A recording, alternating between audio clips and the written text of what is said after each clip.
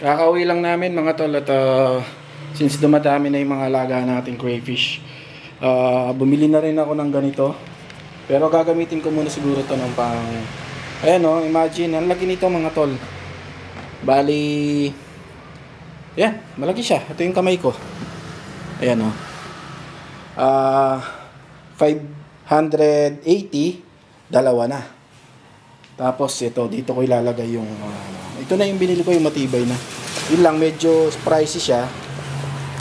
2.8. Meron naman nabibiling mga ano eh, yung parapan, pero ito muna. Ayan yung size niya. 2.2 by 1.5 meter. Medyo malaki-laki na rin yan. Okay na ako dyan. Para ilipat yung mga malalaki. Pagsasama-samahin ko muna. Tapos ito para sa mga paparating na ano natin. Okay? Dumadami na kasi sila mga tol. So-set up natin yan sa taas mamaya. Kaya see you sa taas mga tol. CR muna tayo.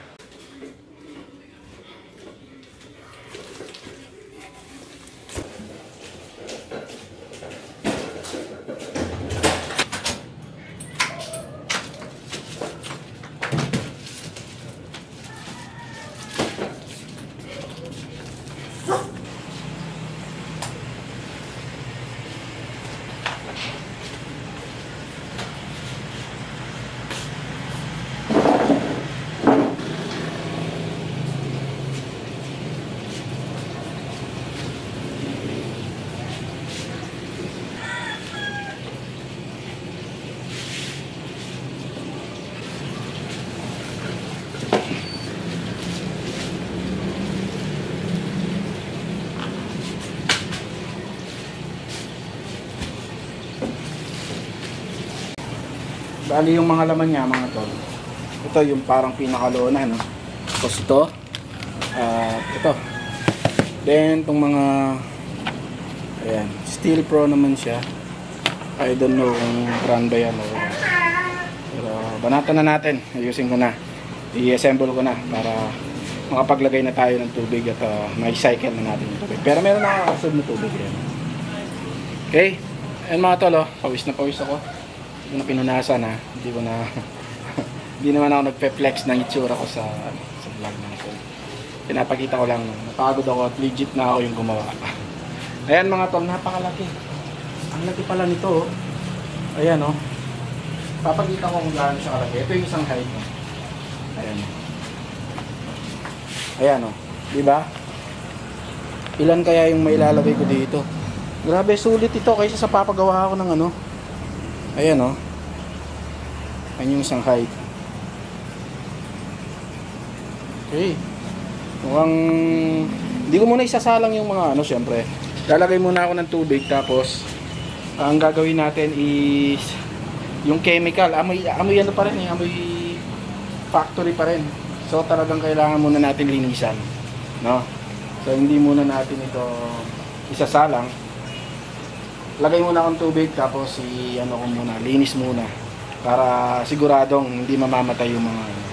Lagay muna siguro ako ng 2, 3. Pagka namatay sila, ayun at least hindi buong ano, buong ano ko, buong mga crayfish ko yung mamamatay. So yan muna, nabili ko to 2.8, napakalaki at sulit naman. Palagay ko mas sulit ito pang matagalan kumpara dun sa mga ibang nabibili, no? Yung mga mas mura sabi nila. Ito palagay ko pang matagalan. Okay, hindi ko rin pa problemahin yung acid rain kasi dito ko siya ilalagay. Ito nga lang, di ko alam saan. Pero ito na yan mga tol.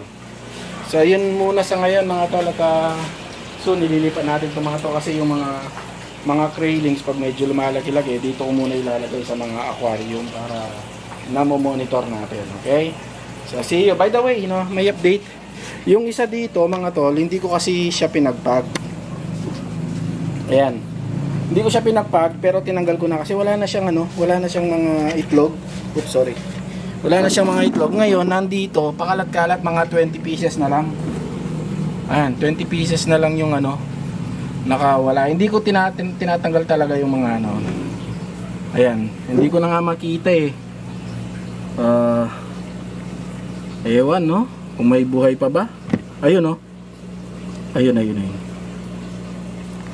Ewan ko kung nakikita ninyo, pero somehow siguro mabubuhay itong mga to. Lalagyan ko na lang sila ng azola. At wala na akong makitang iba. Baka nakatago na sa mga ano, sa mga yan, yung mga stones na yan. No? At ayun. Okay. So mga mabubuhay naman tong mga to. Yung mga nandito medyo malaki-laki na rin eh. So see you sa susunod nating video mga tol. At ayusin ko muna, talagyan ko muna ng tubig. Okay? See you!